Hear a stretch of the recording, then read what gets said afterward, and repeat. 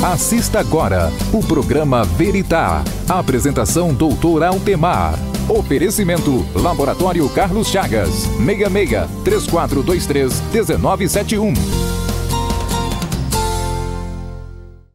Olá, boa noite. Nós estamos começando mais um programa Veritá. O programa Veritá desta noite está começando o mês da mulher. E para comemorar esse mês, nós vamos fazer 4 programas voltados para você, mulher, você que tem acompanhado, que tem assistido o nosso programa. Então, o programa de hoje nós vamos começar falando a respeito de autoestima. Então, o que é autoestima e como que você consegue restaurar a sua autoestima. Nós vamos ter a entrevista exclusiva com a doutora Érica Barbieri, psicóloga. Nós vamos estar conversando a respeito de sexo no relacionamento. Então, um assunto bacana, interessante, então você não pode perder. Nós temos também uma externa social com a dona Maria do Sopão, uma senhora lá do Jardim das Flores que faz um trabalho fantástico, sozinha, distribuindo sopa para crianças carentes. Nós temos também o Doutor Responde, nós vamos falar sobre um assunto interessante. Nós temos o Conto em Conto, nós temos também o Gotas do Saber.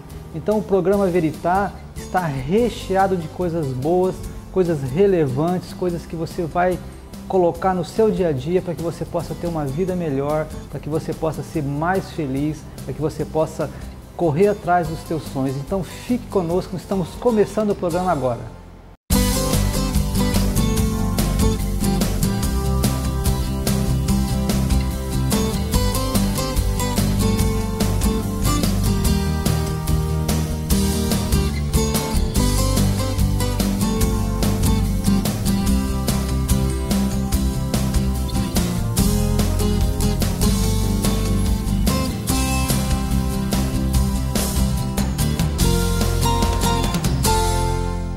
Nós estamos hoje com a Érica Rezende Barbieri, que ela é psicóloga, e a gente vai conversar um pouquinho a respeito de sexo no relacionamento.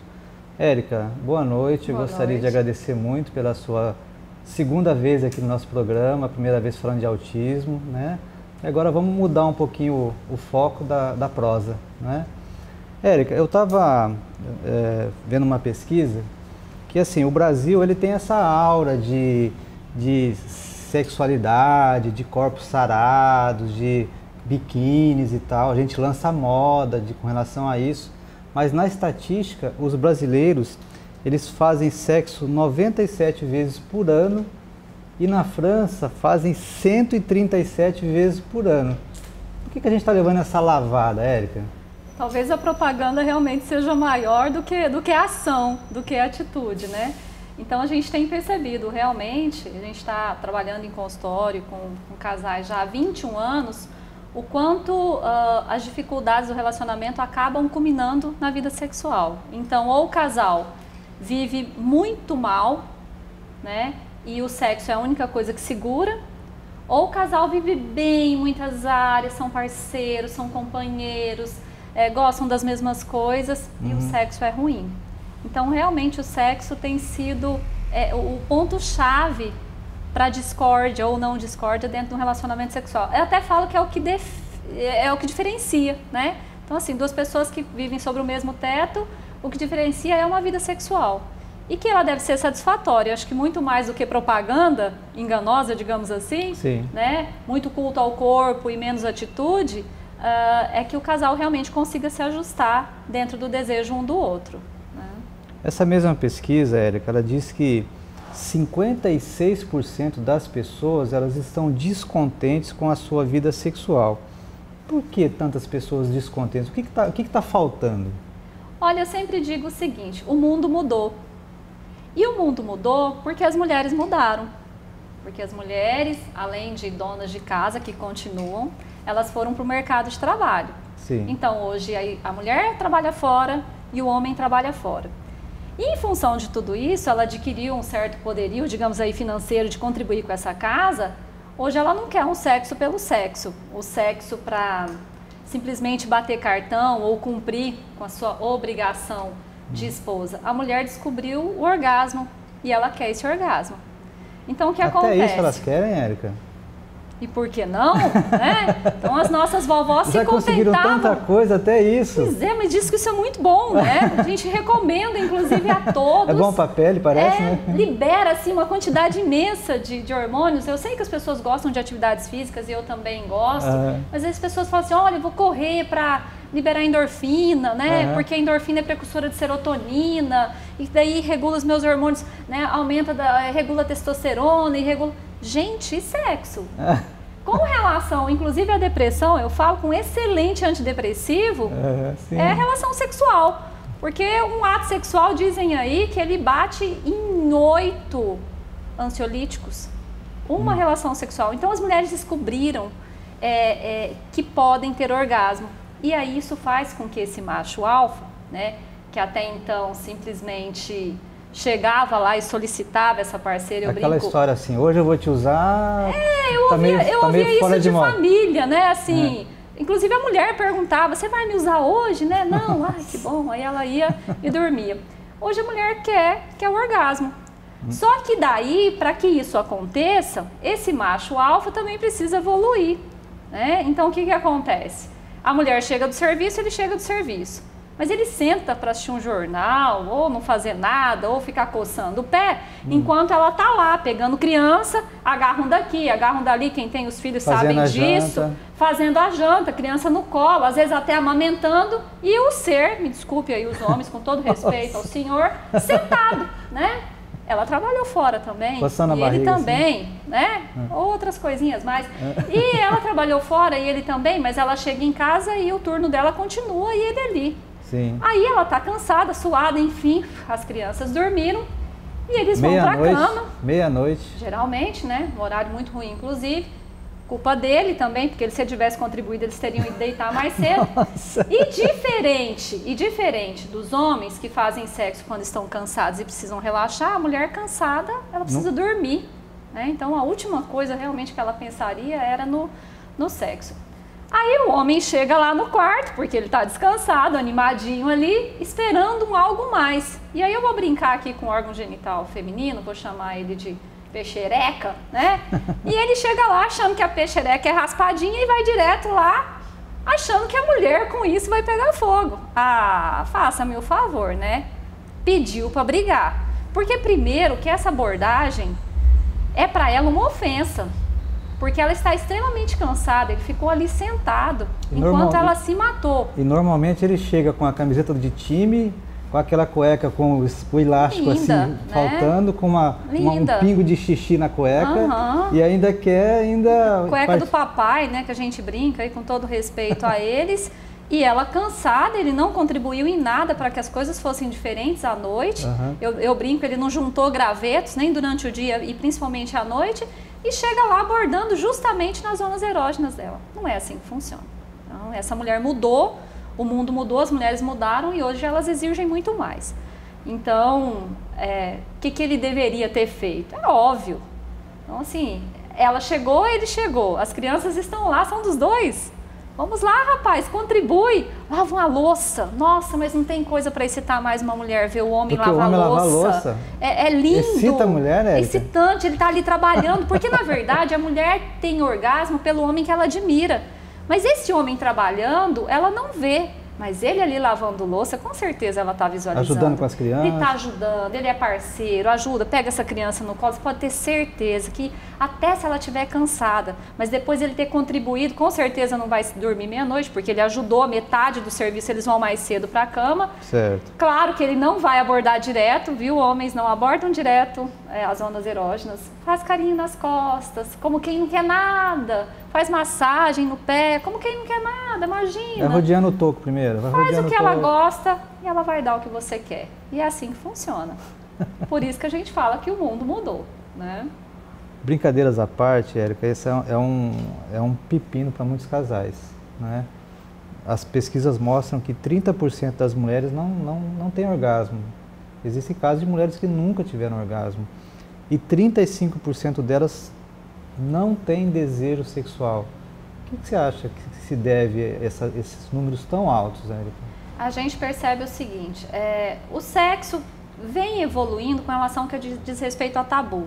Mas eu ainda me deparo em algumas palestras, e às vezes mesmo atendendo o casal, o quanto as pessoas não falam ainda sobre o assunto. Né? Às vezes é a propaganda mesmo, né? Que nem a gente iniciou o programa falando, às vezes fala lá fora e tal, mas dentro do casamento não fala. Então, assim, o casal não conversa sobre aquilo que traria prazer a ele, né? Então, cada um tem sua zona erógena, cada um tem sua fantasia, cada um tem sua, digamos que o seu local de abordagem que faria mais feliz. Às vezes o homem passou o dia gritando com essa mulher, sendo grosso, ignorante, né? E aí ele acha que lá à noite, só de ter acariciado ela já funcionaria. Ou às vezes ele assovina, né? E mulher gosta de dinheiro. Mulher gosta muito de dinheiro, é uma coisa incrível, como um cartão de crédito assim recheado faz uma mulher feliz, né? Porque é uma doação, né? Porque a gente entende o homem como alguém que segura um pouco esse lado do financeiro. Então quando ele permite isso, então às vezes o que existe é um desencontro mesmo no dia a dia desse casal que vai realmente minando o desejo sexual. Agora uma outra questão também é que quanto menos sexo fizer, menos vai querer. Então, se o casal começa, mas a gente está cansado, é que nós dois trabalhamos, às vezes a gente escuta casal antes dos seus 30 anos falar pra gente que faz sexo uma vez por mês. Aí tá aí os índices aí, né? Sim. Então, os franceses ganhando de nós. Ganhando de lavada. Porque a gente está cansado. Agora, o que vai acontecendo? Quanto menos você vai fazendo, com quanto menos frequência vai ficando, vai virando uma relação realmente de irmãos, né? A questão do orgasmo, que muitas vezes também acontece. A gente tem a questão dos homens terem ejaculação precoce. É um problema, pode ser tratado. Pode ser tratado, né? Existem às vezes homens que passam a vida inteira com esse problema e não têm coragem de procurar um urologista, né? Existe tratamento, né? E que não necessariamente do homem mais velho, porque a gente vê isso Sim, em homens muito jovens, claro, né? claro. Às vezes no início da vida sexual, porque o que acontece? Ele foi lá nas suas primeiras vivências, lá com muita sede ao pote, o orgasmo aconteceu e ele passa a acreditar que ele tem problema nessa área. Então isso a ansiedade, né? sim, até uma questão emocional muitas vezes, né? A ansiedade leva ele a isso. Então o que acontece? A mulher, ela demora um pouco mais para que esse orgasmo venha. Então a ejaculação precoce acaba sendo uma questão, um problema também. Agora um sexo que não vai ter, depois de todo aquele preparo, né? Digamos que toda aquela função que nós falamos agora, massagem e tal, vai para o sexo e acaba rapidinho assim, e a mulher não tem o orgasmo e não tem o prazer dela, vai perdendo o interesse também. Então esse tem sido um dos problemas. E o outro é a mulher não falar sobre isso com o parceiro. O orgasmo feminino é diferente em intensidade do orgasmo masculino. Ah, tá bom pra você? Tá. E não conversam a respeito. Então é uma coisa muito relacionada à comunicação. O casal precisa comunicar, por mais que isso possa parecer constrangedor, porque constrangedor é um relacionamento terminar por causa em função disso. de uma vida sexual inadequada. Okay. Né? A gente vai dar uma paradinha, fique conosco aí.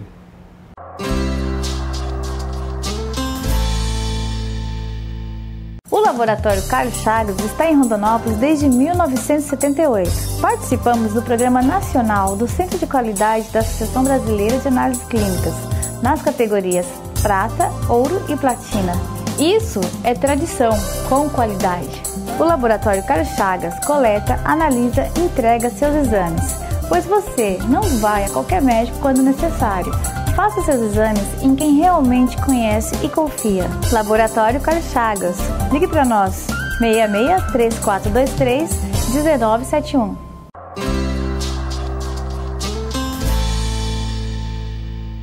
Nós estamos conversando com a Érica Rezende, psicóloga, a respeito de sexo no relacionamento.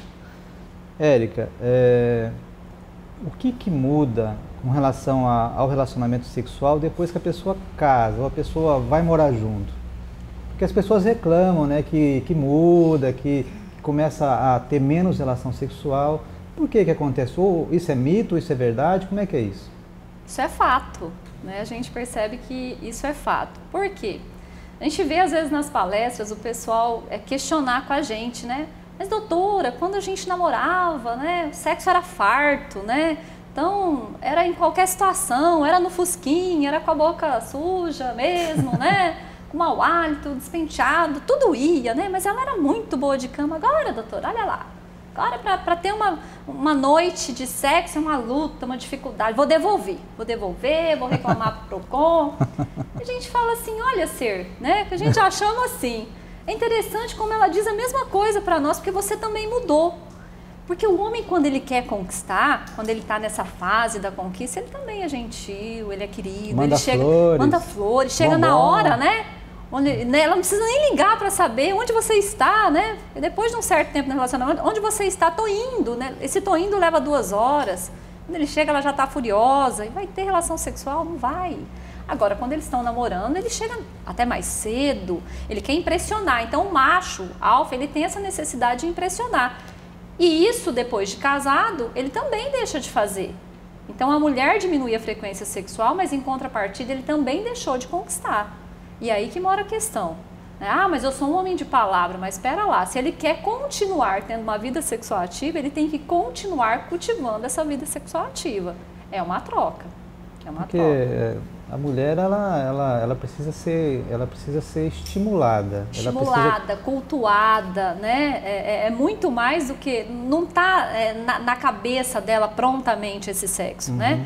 O homem, ele quer e pronto, acabou. Então, assim, a mulher, digamos que ela necessita que isso seja ligado nela. Por quê? Porque ela tem várias atividades, ela tem várias preocupações. A mulher é que está ligada a essa questão dos filhos, ao cuidado com a casa.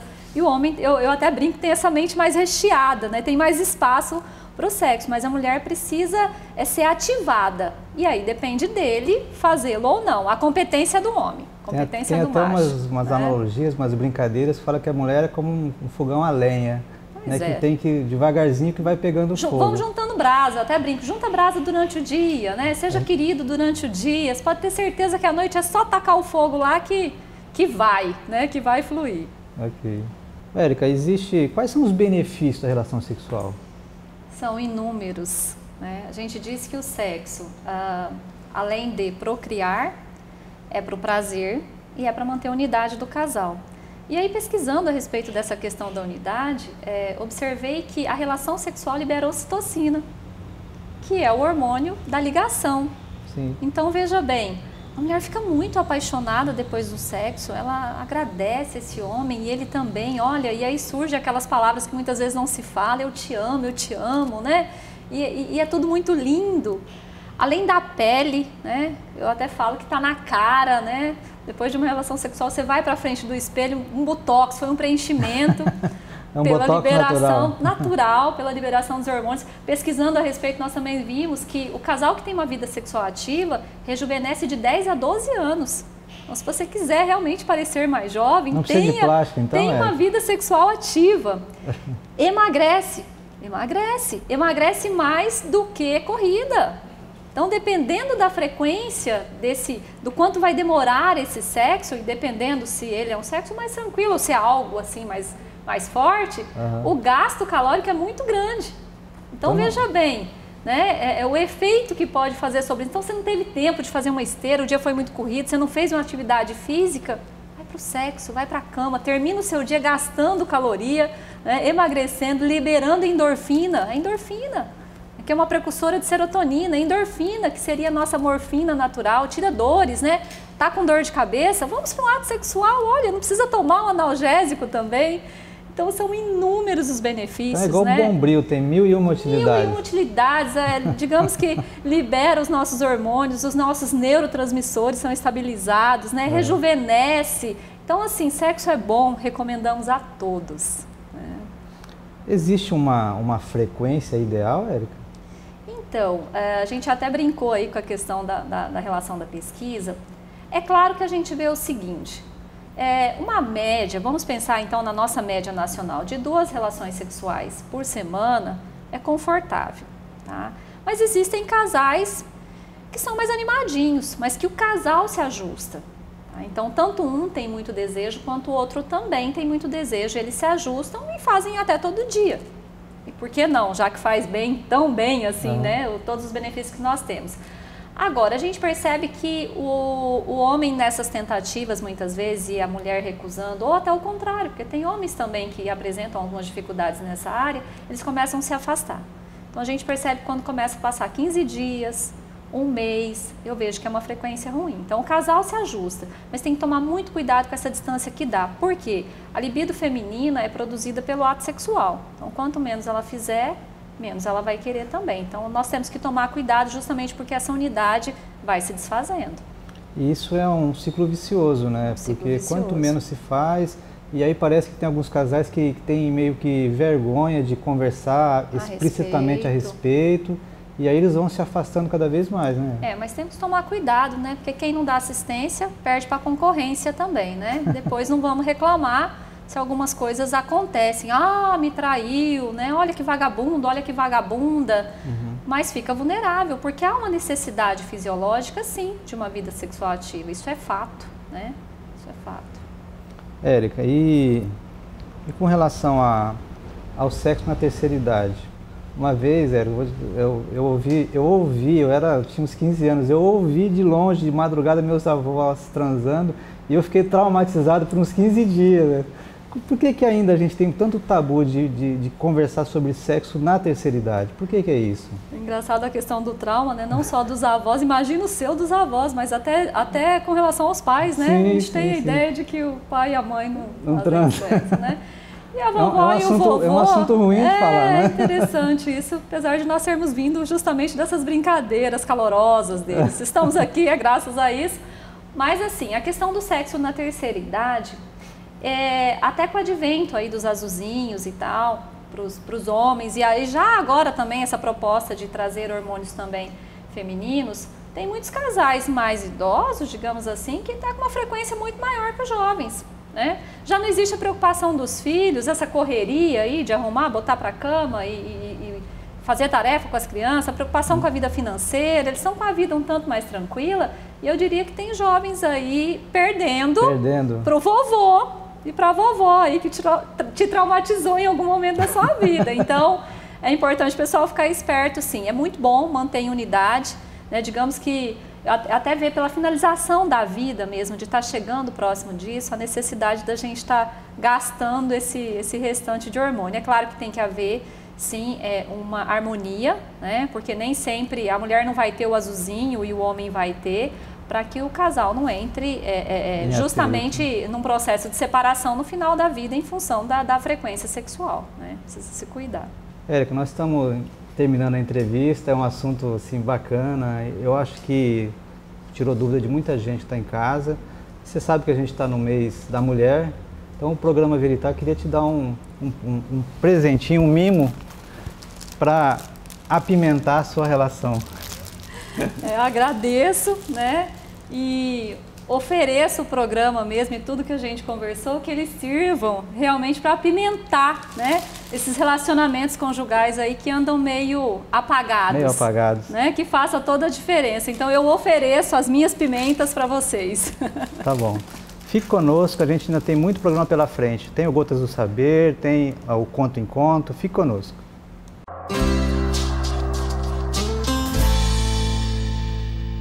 O Laboratório Carlos Chagas está em Rondonópolis desde 1978. Participamos do Programa Nacional do Centro de Qualidade da Associação Brasileira de Análises Clínicas, nas categorias Prata, Ouro e Platina.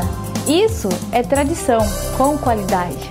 O Laboratório Carlos Chagas coleta, analisa e entrega seus exames, pois você não vai a qualquer médico quando necessário.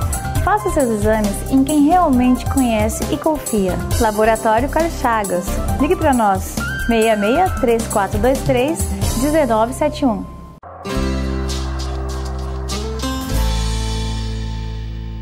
Nós vamos conversar hoje um pouquinho a respeito de autoestima, que é uma coisa muito importante que está presente praticamente em todas as decisões que a gente toma no decorrer da nossa vida. O que é autoestima? A autoestima é a crença que eu tenho a meu respeito, do valor que eu tenho. É o amor que eu consigo ter quando eu olho para o espelho. É a gente se amar incondicionalmente, ou seja, não importa a condição que você esteja, não importa se você está com pouco dinheiro, não importa se você está um pouquinho acima do peso, não importa nada. Quando você tem uma autoestima boa, uma autoestima sadia, você se aceita incondicionalmente. Quando a gente tem uma boa autoestima, a gente consegue nos encher de afeto todo o nosso interior. E quando a gente se enche de afeto por nós, quando a gente se enche de amor por nós, então automaticamente, consequentemente, esse afeto, esse amor, ele consegue extravasar para fora. Ele consegue atingir as pessoas que a gente convive. Porque é impossível, se nós não tivermos esse amor, esse afeto, em primeiro lugar por você, como é que você vai conseguir amar uma pessoa se você não se ama primeiro?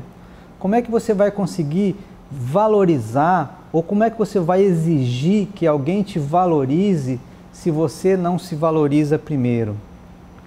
Quando eu disse que esse amor incondicional, que ele é construído dentro da autoestima, ele realmente tem que ser incondicional. Então, às vezes, talvez você não esteja na tua forma física perfeita, talvez você não tenha a altura que você gostaria de ter, talvez você não tenha a orelha que você gostaria de ter, talvez você não tenha o nariz que você gostaria de ter, mas é importante, é fundamental para a nossa saúde psicológica, para a nossa saúde psíquica, que a gente, em primeiro lugar, a gente se aceite como a gente está. É óbvio que tem N coisas que você pode fazer para melhorar vários aspectos do seu físico, mas antes de partir para esse lado, é importante que você tenha essa autoestima, essa autoimagem assim sadia a seu respeito, para que você possa viver, para que você possa ter uma autoconfiança, porque a autoestima, ela está muito ligada com a autoconfiança. Pessoas que têm uma baixa autoestima, normalmente elas também não têm confiança nelas. Elas se tornam pessoas inseguras, elas se tornam pessoas que ficam adiando as decisões, que não conseguem ter uma vida assim linear. São pessoas que têm dificuldade de convivência com as outras pessoas. Nós não nascemos com autoestima. A autoestima, ela vai sendo construída, e principalmente na nossa infância.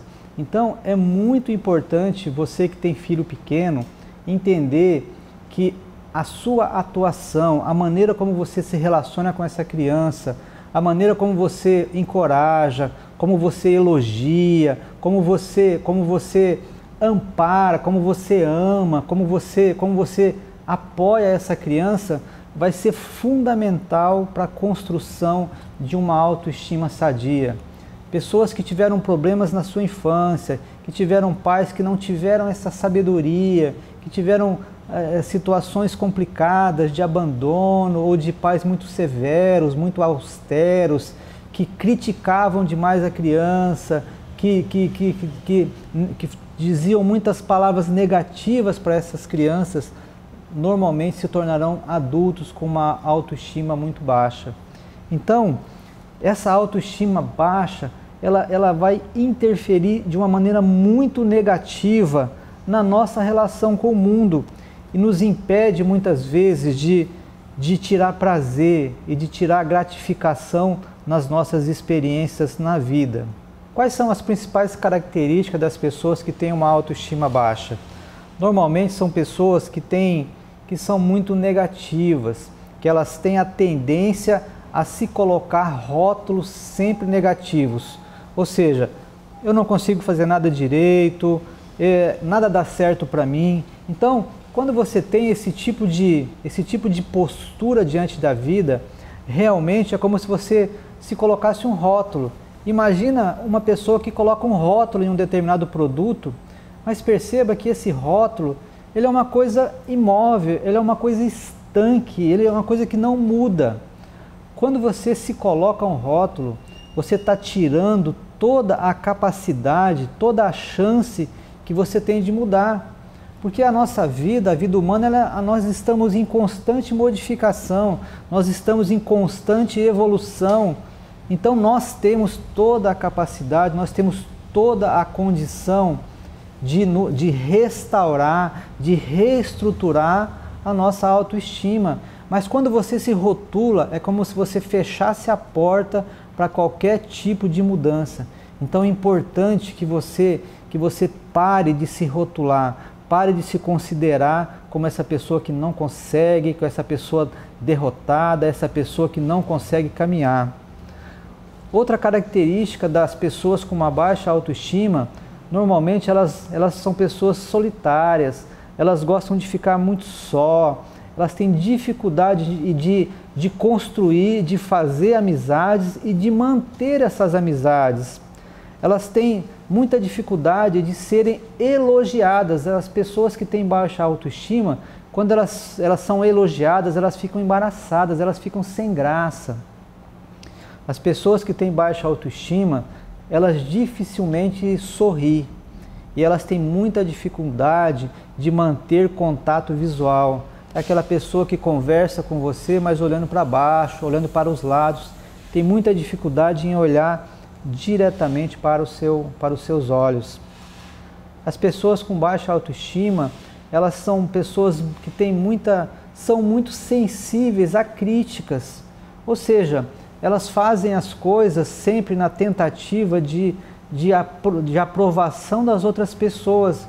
E quando essa aprovação não vem, qualquer coisinha que ela é criticada, ela transforma aquela crítica numa coisa muito grande. E ela perde totalmente a motivação de continuar fazendo aquela determinada coisa. As pessoas com baixa autoestima, normalmente elas se tornam assim meio desleixadas com a sua própria aparência.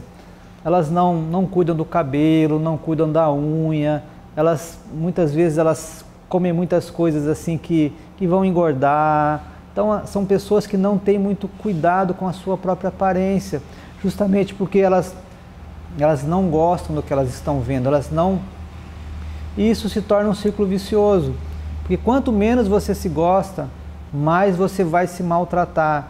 E quanto mais você se maltratar, menos você vai gostar de você mesmo.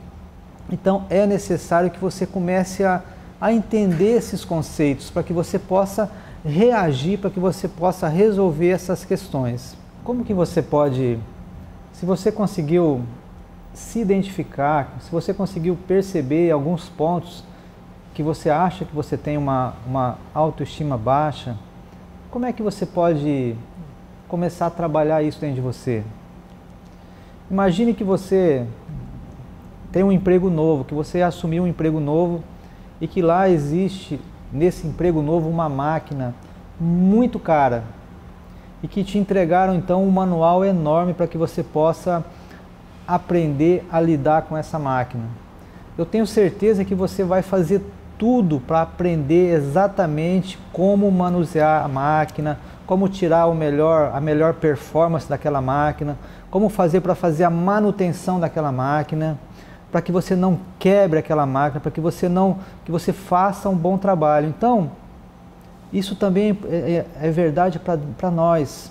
A primeira coisa que nós temos que fazer para resgatar a nossa autoestima é o autoconhecimento. Assim como você teria que estudar tudo sobre aquela máquina, mas tem pessoas que vivem a vida inteira com baixa autoestima, mas não tiram tempo, não investem nada em se conhecer, em conhecer a si próprio. Então, é necessário que você comece a conhecer quais são as suas aptidões, quais são os seus talentos, quais são os seus pontos fortes, quais são os seus pontos fracos. Identificado esses pontos fracos, você vai começar a trabalhar em cima deles e você vai começar a dar mais atenção para os seus talentos, para aquilo que você faz bem. Mas você só vai conseguir saber isso se você realmente der um mergulho dentro de você, se você se autoconhecer. Porque lembre-se que a autoestima, ela é um sentimento. E esse sentimento, ele pode e deve ser trabalhado diariamente. Então, comece a trabalhar a tua autoestima através de coisas pequenas. Estabeleça metas, estabeleça objetivos pequenos que você consiga realizar a curto prazo. A partir do momento que você começar a realizar esses objetivos a curto prazo, isso vai começar te dar mais energia, vai começar a te dar mais ânimo para que você possa começar então a estabelecer objetivos maiores. Toda vez que você tem uma pequena vitória, que você estabelece objetivos pequenos e alcança, isso é muito bom para a sua autoestima, para que você possa começar a pensar em sonhar em objetivos maiores. Uma outra coisa importante, não se compare com ninguém. Você tem que entender que toda vez que a gente se compara, principalmente quando a gente se compara, a gente tem a tendência a se comparar sempre de uma maneira negativa, sempre nos inferiorizando aos outros. Então, se você quer resgatar a sua autoestima, então não faça mais isso, não se compare com ninguém, você é uma pessoa única, você tem os seus talentos, você tem as suas necessidades, você tem as coisas que você faz bem, e só você pode fazer essas coisas bem. Então, não fique se comparando com as outras pessoas. Uma outra coisa importante para resgatar a nossa autoestima é quando a gente começa a ajudar os outros. Quando a gente ajuda os outros, quando a gente começa a fazer um trabalho voluntário, quando a gente ensina algo para alguém, nós automaticamente também nos sentimos bem, nós nos sentimos valorizados, e isso também alimenta a nossa autoestima. Esse assunto de autoestima é um assunto extenso, não tem como a gente esgotar isso em poucos minutos, mas eu quero que você analise-se a si próprio. Se você percebe que você tem uma autoestima baixa, então é necessário que você comece a se movimentar. Eu quero que você se sinta incomodado com essa fala, para que você possa buscar as ferramentas para que você possa resgatar e restaurar e reestruturar a sua autoestima. Só para terminar, eu vou te contar uma história que fala muito a respeito disso. Um garotinho foi ao circo e viu um elefante enorme amarrado numa estaquinha e com uma corrente. Aí aquele menininho ficou curioso, porque um elefante daquele tamanho, se ele quisesse, rapidamente ele conseguiria arrancar aquela corrente e ir embora para onde ele quisesse. E ele ficou curioso e foi conversar com o dono do circo. E o dono do circo disse: olha, o elefante, quando ele é pequeno, a gente amarra ele nessa estaca e ele fica tentando quebrar a corrente, tentando quebrar a corrente, tentando quebrar a corrente, e ele percebe que ele não consegue. Chega a um ponto que ele para de tentar. Aí nesse momento, então, quando o elefante vai crescendo, a gente pode deixar a mesma corrente e a mesma estaca, que ele jamais vai tentar fugir novamente. Então, de certa forma, as pessoas que têm uma baixa autoestima são como esse elefante enorme, que tem uma força que não conhece, mas que a baixa autoestima é como se funcionasse como essa corrente que aprisiona essa pessoa no lugar, e essa pessoa não consegue vencer, não consegue caminhar, não consegue desenvolver todo o seu potencial. Esse é o mês de março, é o mês da mulher, e nós vamos fazer 4 programas especiais com relação à mulher, como uma forma de homenagear as mulheres. E hoje nós vamos fazer você vai ver comigo agora uma externa de uma mulher fantástica, guerreira, batalhadora, que é a Dona Maria do Sopão, que é uma senhora que mora lá no Jardim das Flores, e você vai ver a luta que essa mulher tem, e você tem certeza que você vai se sensibilizar com ela. Olá, aqui é a Simone do programa Veritá. Gente, hoje eu estou aqui num projeto muito bacana. Na verdade, eu estou no Jardim das Flores, na casa da Dona Maria, né? Dona Maria do Sopão, que na verdade é Maria Vieira de Souza, Dona Maria. Tudo bem com a senhora? Tudo bem. Dona Maria, vamos começar assim a fazer uma historinha disso aqui que é tão grandioso para a gente que está aqui vendo, né? E o público de casa que vai poder conhecer a partir de agora. Quanto tempo que a senhora está aqui em Rondonópolis, Dona Maria? Olha, eu vim para Rondonópolis em 1972. Então são 43 anos de Rondonópolis, né? Anos. E a senhora começou esse projeto, essa coisa tão bonita que a gente está vendo aqui, em que ano? Em 84. Em 84? 1984. Como que foi, mais ou menos, resumindo, você só chegou aqui para poder chegar nessas sopa, para ser a Maria do Sopão, como é que foi? Eu vinha da Vila Operária trazendo uma panela de sopa pronta para servir aqui. Só no final de semana. Era só no sábado que eu servia aqui. Aí quando eu mudei para cá, aí ativemos para fazer semanal. Aí teve umas ajudas, né? Ajudas, e com essas ajudas tem que chegou aqui. Mas é verdade que a senhora já ficou só no papelão, Só no papelão, como fala o pessoal, na lona preta. Embaixo da lona, mas servindo a sopa da Dona Maria. Até chegar a ter cobertura. Até chegar tudo a esse nível que está hoje. E esse local que nós estamos hoje, Dona Maria, é verdade que a senhora teve uma meta muito grande para conseguir esse lote aqui, né? Sim. Foi o que mesmo que a senhora teve que fazer? A gente teve que juntar muitas famílias para pegar assinatura. E foi quantas, mais ou menos? Aí com 400 assinaturas de famílias, aí nós conseguimos o lote. E quando falar, Dona Maria, se a senhora conseguir... A senhora ganha. E para a senhora poder ajudar, a senhora saiu correndo, literalmente foi atrás. Vamos atrás. E hoje, graças a Deus, isso aqui graças a Deus. É um loteamento que é da senhora. É meu mesmo. Mas vale lembrar, gente de casa, que aqui é a casa da Dona Maria. Aqui não é uma instituição, aqui não é uma ONG, aqui a gente não está num barracão, a gente está na casa da Dona Maria. Na residência da Dona Maria. Aonde ela atende, hoje a senhora atende quantas crianças aqui, Dona Maria? 120 crianças semanal. Semanalmente, 120 crianças vêm aqui, gente, se alimentar desse prato de sopa, que daqui a pouco eu vou provar, Dona Maria, porque o cheiro, gente, tá muito bom aqui. As pessoas não fazem ideia, porque a televisão ainda não tem cheiro, né? Mas tá uma delícia, Dona Maria. Eu tô com vontade de comer aqui. Então vai comer. Eu vou comer. E é de o sabor da sopa. Vou provar mesmo, né? Dona Maria, é de segunda a sexta aqui? É de segunda a sexta. Todo dia às 9 horas? Todo dia, 9 horas. Das 8h30 até 10 horas eu tô aqui com E a gente tá aqui no movimento, a gente tá vendo que tem que entrar umas crianças, come, sai, depois entra outras, né? Desse assim, vai fazendo vai revezando. Um revezamento, porque falta espaço, né, Dona Maria? Falta espaço. Tem muito no coração, mas aqui não tem muito, né?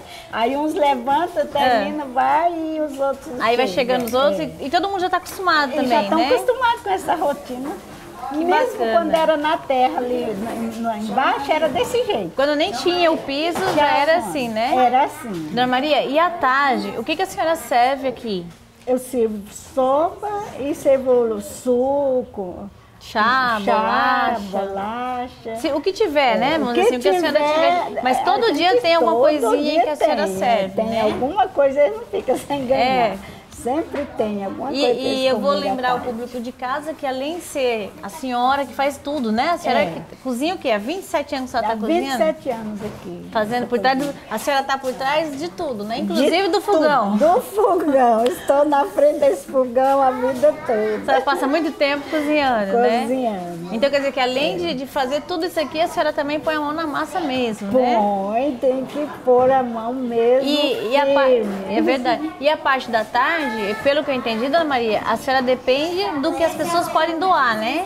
Depende. Se tiver leite, a senhora dá o leite com a bolacha e com o pão. Se não tiver, a senhora... Infelizmente fica sem poder dar nada, né? Só a sopinha mesmo. Aí dá a sopinha também. A sopinha, aí eles vão embora. E essas crianças, Dona Maria, o perfil delas são crianças muito carentes, que a senhora estava me falando, né? Incluindo até crianças que têm pais e mães que são usuários, crianças que não têm nenhum cuidado, seria assim? Tem umas crianças que às vezes vêm até sozinha. Vem sozinho? Pequenininho, vem caminhando sozinho. Porque já sabe que a senhora vai dar esse prato de comida. Já sabe que vão servir a comidinha, eles vêm. É uma coisa assim tocante, porque a gente tá em Rondonópolis, você que está em casa talvez ache que só tem a criança passando fome no Nordeste do Brasil ou na África, né? Fala das crianças da África. E olha, gente, nós estamos em Rondonópolis. A gente está aqui nessa cidade tão linda, uma cidade tão boa de se viver. E a gente tá vendo a senhora falar que tem criança que vem aqui, gente, sozinha, porque não tem o que comer mesmo dentro de casa, né? Não tem nada, né, Dona Maria? Nada. Então, assim, eu acho que a pessoa que está nos vendo agora, ela tem que fazer um julgamento de consciência. Será que você não está jogando comida fora dentro da sua casa? Será que você não tem demais aí, enquanto aqui tem tão de menos, gente, né, Dona Maria? E a senhora, melhor do que eu, sabe muito bem dessa realidade, né? Vem gente de outros bairros, criança de outros bairros para se alimentar aqui. Para poder ter essa refeição, né? Para ter essa refeição. E a Dona Maria me contou, nos bastidores, que de tarde tem algumas que a senhora já sabe que vem para comer, porque não vai ter uma janta, né? Daí a senhora guarda a sopinha da manhã para essa criança à noite, né? Para ele já ir com a barriguinha cheia daqui. Que coisa bonita, Dona Maria, assim, que coisa linda. A gente fica assim, eu fico comovida de ver, eu acho que o público de casa também vai, de ver uma pessoa igual a senhora, com um coração tão bom, uma mulher de Deus mesmo, de fazer tudo isso sem ganhar nada, né, Dona Maria? Ganhar nada, diga-se de passagem, dinheiro, mas eu acho que o que a senhora ganha dessas crianças, porque eu vi a senhora chamando elas pelos nomes, quer dizer, a senhora conhece todo mundo. Então isso não tem preço também, né, Dona Maria? Não tem preço. Porque a pergunta que eu ia fazer para a senhora é assim, Dona Maria, por que a senhora faz tudo isso? É porque eu senti de ver tanta necessidade, né? Olha, no início tive mães que falavam, vou te ajudar, mas não tinha pique para me ajudar. Aí eu falei, eu vou firme com Deus, eu e Deus. Eu fico firme com Deus. Dona Maria, depois de a gente ouvir tudo isso, as crianças que frequentam aqui, a senhora tem alguma recomendação, algum critério para poder elas continuarem frequentando, vindo aqui participar? Tenho, eu cuido deles assim de uma maneira, eu exijo comportamento, eu exijo a higiene deles, tem que vir. Tomado banho, escovado o dentinho, e exijo que se comporta respeitando os coleguinhas. Se aquele que caça confusão não respeita o coleguinha, eu dou advertência. Como que é a advertência da senhora? Dependendo da gravidade, fica 8 dias. Aí a senhora falou, tá de advertência, não pode vir 8 dias. Você não vem e eles cumprem? Tem que cumprir. Gente, vocês não viram, mas Dona Maria, ela só faz assim com a mãozinha e todo mundo fica aqui. Como é que é, Dona Maria? Faz pra eles ficarem quietos aí agora. Aí. E funciona, gente, ó. Então, você que está assistindo a gente agora, ouviu toda a história que nós aqui podemos... Na verdade, a gente ficaria horas aqui conversando com a Dona Maria. Ela é muito simpática, muito querida, Dona Maria. Agora, gente, vamos falar com você que está em casa. Dona Maria, a senhora vive de doação, né? Assim, a senhora não pede nada para ninguém, mas ao mesmo tempo a senhora recebe de bom coração o que as pessoas quiserem poder doar, né? Todos que E podem. como eu estava conversando com a senhora antes, gente, a Dona Maria precisa hoje, assim, de mais rápido, assim, quem pudesse doar botijão de gás para ela, porque a senhora não tem nenhum reserva, né? Não. Então é difícil, imagina ela cozinhando para 120 pessoas todo dia, acaba o gás, pode ser na hora que tá fervendo a panela, acaba, né?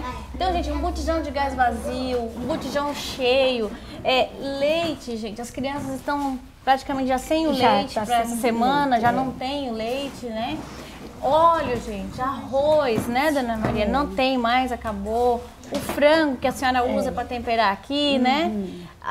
Chá, né, que a senhora falou? Eu uso chá também. O chá que ela doa, gente, já não tem mais no estoque da Dona Maria. Suco, a bolachinha que ela serve. Quer dizer, você que está em casa, isso são só uma das coisas, mas você que está assistindo a gente, pode fazer uma doação até maior do que isso.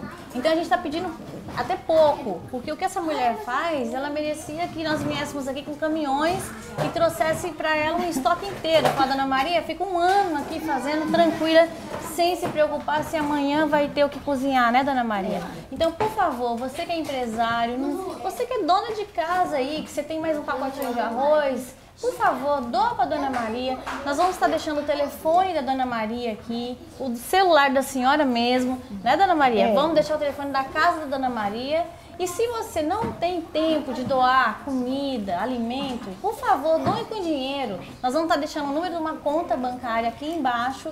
essa conta você pode estar depositando e você vai ter certeza que ela vai ser revertida para isso aqui que você está vendo. Uma coisa totalmente séria, uma coisa totalmente necessária, gente, que outras pessoas de outros órgãos deveriam estar fazendo e a gente tem uma cidadã comum, simples fazendo. Dona Maria, eu estou encantada, muito obrigada. O programa Veritas só tem a agradecer pela conhecer essa obra maravilhosa que ela está fazendo e a gente espera mesmo que o público nosso, o público do Dr. Altemar, participe disso e ajude a senhora, viu? Foi um prazer. Que Deus abençoe a senhora. Amém. Muito obrigada. Gente, e nós queremos ganhar ovos da Páscoa, hein? Aí, gente, é Páscoa. Bem lembrado, Dona Maria.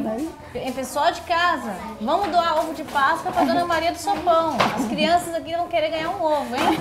Obrigada, gente. Gente, eu tô aqui com o Rony Crey, que nasceu aqui, né, Rony Crey? Desde pequenininho, desde que você nasceu, você frequenta a Dona Maria? Uhum.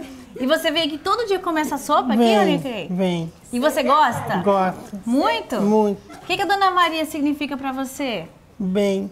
É? Você tem muito carinho por ela? Tem. E a sopa é boa ou não é? Porque boa. A pessoa que tá lá de casa, Rony, ela não tá vendo o que nós estamos comendo aqui, ó. É muito boa. Você gosta? Gosto. Então, fala para as pessoas de casa lá. Ajuda a Dona Maria do Sopão. Ajuda a Maria do Sopão. Isso aí, gente. Obrigada. E aí, você viu que como uma pessoa pode fazer diferença na vida de muita gente? Então, ajude a Dona Maria a continuar esse trabalho social fantástico. Os telefones estão aí no rodapé. Se você quiser ajudar a Dona Maria, entre em contato com ela. O programa Veritas apoia as pessoas que ajudam.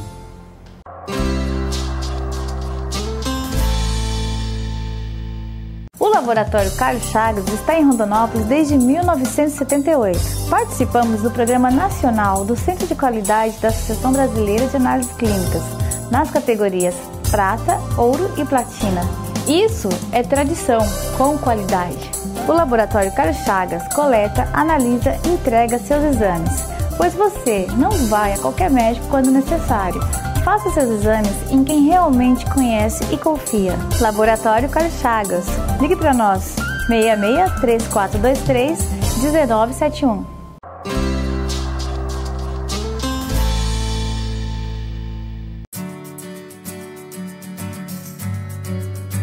Eu vou declamar para vocês uma poesia de um poeta português chamado Antônio Gideão, chamada Calçada de Carriche. Esse poeta é muito interessante porque ele conseguia ver poesia nas coisas corriqueiras, no dia a dia das mulheres lá de Portugal. E a poesia diz assim, é sobre Luísa. Luísa sobe, sobe a calçada, sobe e não pode, que vai cansada. Sobe Luísa, Luísa sobe, sobe que sobe, sobe a calçada. Saiu de casa de madrugada, regressa a casa e já é noite fechada. Na mão grosseira, de pele queimada, leva a lancheira, desengoçada. Anda Luísa, Luísa é nova, desenxovalhada, tem perna gorda, bem torneada. Ferve-lhe o sangue de afogueada, saltam-lhe os peitos na caminhada. Chega à oficina, a hora marcada, puxa que puxa, larga que larga, toca a sineta na hora aprazada, corre à cantina, volta à toada, puxa que puxa, larga que larga, larga que larga, regressa a casa e já é noite fechada. E aí, gostou? Viu como há poesia no cotidiano? Então, esse é o Gotas do Saber.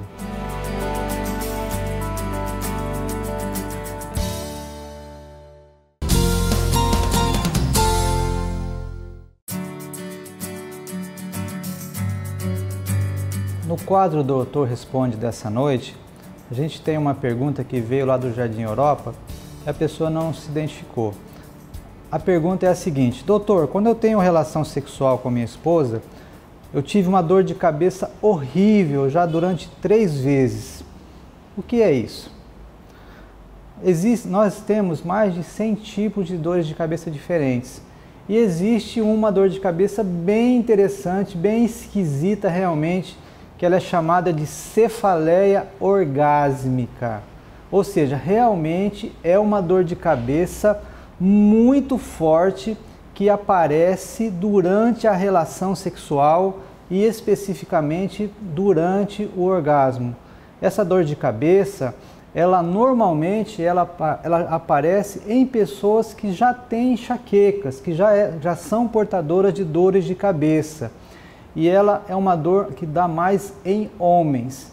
Então, assim, ela não é uma dor de cabeça muito comum, a gente vê poucos casos, mas é uma dor de cabeça realmente que assusta muito, porque ela é muito forte, a pessoa tem a sensação de que explodiu alguma coisa na cabeça. A cefaleia orgásmica, ela é uma cefaleia, ela é uma dor de cabeça assim, digamos, benigna, ela não mata, ela não deixa sequelas. A gente só tem que tomar cuidado porque existem algumas dores de cabeça que também aparecem durante o esforço, que não é o esforço sexual, que não é essa cefaleia orgásmica, mas a maioria delas, quando tem essa característica, que ela vem durante a relação sexual e ela dura até algumas horas depois do ato, normalmente elas vão passando e raramente precisam de um tratamento especializado. Às vezes o que precisa é realmente tomar uma medicação e controlar um pouco os seus hábitos de vida, porque normalmente a cefaleia orgásmica ela dá em pessoas que têm uma vida muito desregrada, que comem muitos produtos industrializados, que bebem demais, que comem muitos alimentos processados. Então, normalmente essas pessoas é que têm mais possibilidade de ter essa cefaleia orgásmica. Então, é uma dor esquisita, estranha, mas que de vez em quando aparece algum caso no nosso consultório. Então, esse é o Doutor Responde, espero que eu tenha esclarecido para você.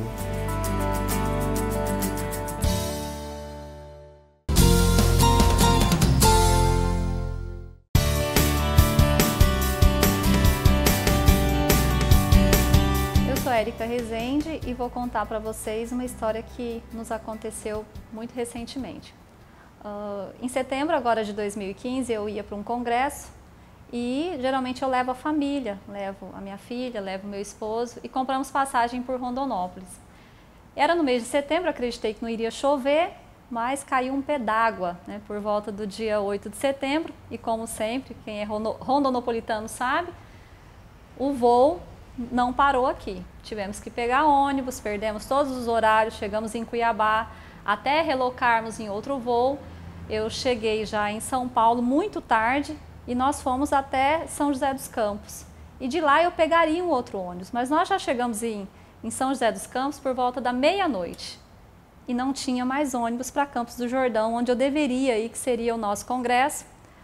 O motorista olhou para nós, com a nossa criança, a nossa filha tem 9 anos, é uma criança especial, olhou para o meu esposo e ele disse o seguinte: olha, não tem mais ônibus para Campos do Jordão, então nós teríamos que passar a noite inteira na rodoviária para só no dia seguinte continuarmos a viagem. Ele olhou para nós e disse assim: olha, eu gosto muito de trabalhar à noite, hoje o meu turno foi mais cedo, então para mim eu ainda estou bem descansado. Se vocês não se importarem, eu vou na minha casa, eu vou pegar o meu carro e eu vou levar vocês até Campos do Jordão.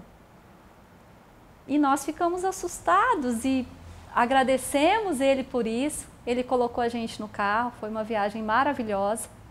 Né? Dentro de 1h30 nós estávamos em Campos do Jordão e eu entendi o seguinte, era o trabalho dele também, de certa forma. Né? Ele é motorista de ônibus e eu fui até a carteira e peguei um valor que eu considerava ser o valor realmente que custearia aquela viagem e entreguei para ele. Ele disse: não, a senhora não entendeu. Eu não quero todo esse valor. A senhora me dá só esse valor aqui, que é o valor realmente que eu gastei com combustível, e fica pela questão da gratidão. E nós não acreditamos, nós abraçamos muito ele, ganhou um amigo, né? É uma pessoa que a gente ainda conversa com ele. E são histórias que nos fazem acreditar que existem pessoas boas no mundo, sim, que existem pessoas generosas no mundo, sim. E essa história nos marcou profundamente. Você acabou de assistir o programa Veritá. A apresentação Dr. Altemar. Oferecimento Laboratório Carlos Chagas. 66 3423 1971.